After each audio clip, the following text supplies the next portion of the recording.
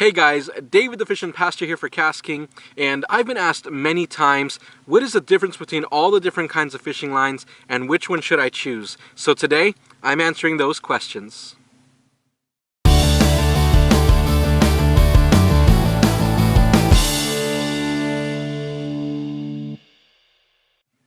So when you're talking about fishing line, you're really talking about four main groups. You have your braided line, your fluorocarbon, your copolymer, and your monofilament. Now within those groups there are different variations and different features and all this other stuff, but really when you break it down, it is those four groups. Each one has its place, each one has its function, and we're going to talk about each one right now. The first type of line that I'm going to be talking about is monofilament line. Now monofilament is probably the most widely used and widely available line of these four different line types. And it has some really key features that make it useful in certain situations and not so useful in others.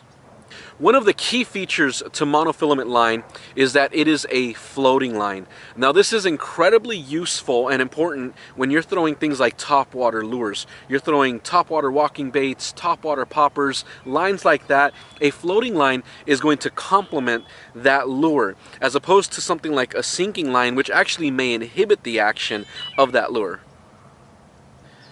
A second key feature to monofilament line is that it has stretch in it. Now this can be, again, incredibly useful if you're using topwater baits like I was talking about, or any other baits really that have treble hooks. Now if you're using a line that has low stretch or no stretch at all, you run the risk of, when setting that hook, actually ripping the hook out of the fish's mouth.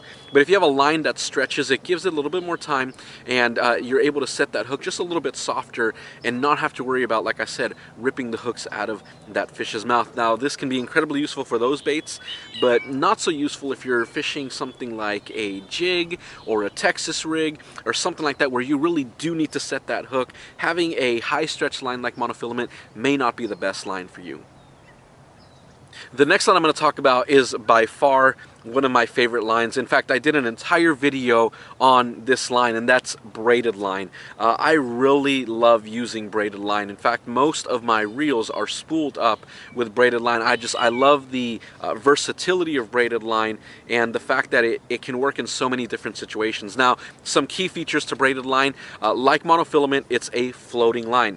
So if you're using a little bit heavier topwater lures like topwater frogs, buzz baits, things like that, a braided line complements those lures really well. Another key feature is that braided line has zero stretch to it. So even if you are going subsurface, if you're using it to pitch and flip into heavy cover with jigs, Texas rigs, things like that, it tends to work really well for that.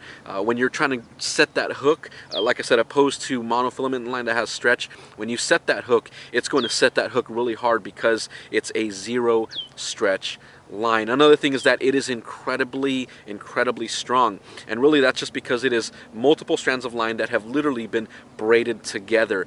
And finding some really good line is really important because it's going to give you that added strength if you're fishing in things like lily pads, things like that, where you really need that extra strength and you really want your knots to hold up. It has that increased knot strength because of the strength of the line itself.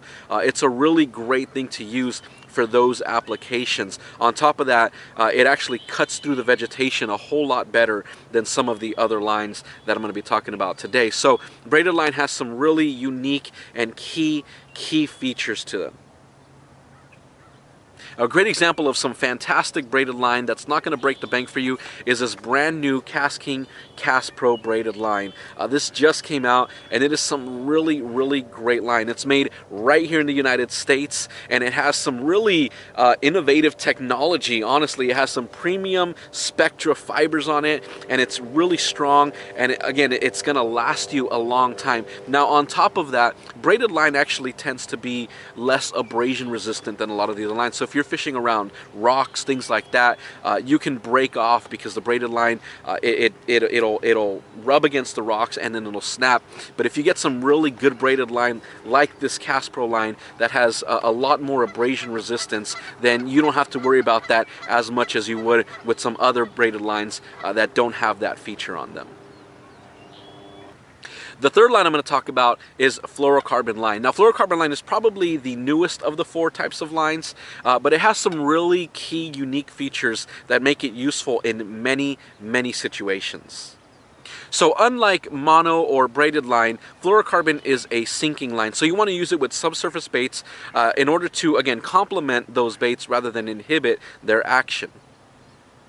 Now, fluorocarbon has less stretch than mono, but more stretch than braid, so it's right in the middle. And I love to use fluorocarbon line specifically for things like crankbaits, jerkbaits, things like that.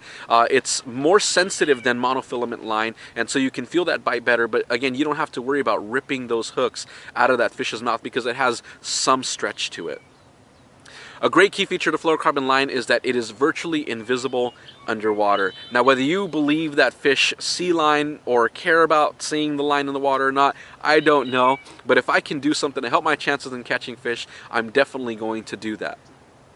Now, the versatility of fluorocarbon line means that anglers will use it for a wide variety of applications when it comes to bass fishing. Everything from crankbaits to flipping and pitching Texas rigs and jigs, all the way up to throwing large and heavy swim baits. And this is again due to its strength, its invisibility, its knot strength, and the fact that it tends to be more abrasion resistant than a lot of the other lines.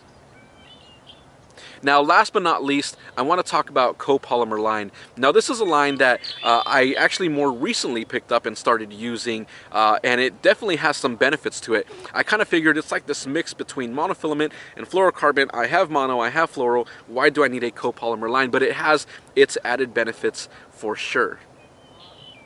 One huge benefit to copolymer line is that it is perhaps one of the most abrasion resistant lines out there. So if you're flipping around cover, tree stumps, logs, trees, rocks, things like that, it's going to hold up a lot better than a lot of the other lines. Like fluorocarbon line, copolymer is a sinking line and tends to be fairly invisible in the water. Its sensitivity is pretty decent, not as good as fluorocarbon, but some people may not even really notice the difference there. It's very much like a fluorocarbon line that is less expensive, and that's a huge benefit. Another great thing is that it tends to have less memory than fluorocarbon line. One of the things about fluorocarbon that can make it a little bit difficult, especially if you're a beginner, is that after you spool it, it wants to revert to its original shape and size that it came on that big spool. And so what you'll have is a lot of backlashes and a lot of bird's nests because it hasn't yet accustomed itself to a smaller spool. Now, copolymer line does not hold as much memory, and so as you spool it onto your line, it tends to grab and hold to that shape a whole lot better, causing you to have less bird's nests and backlashes.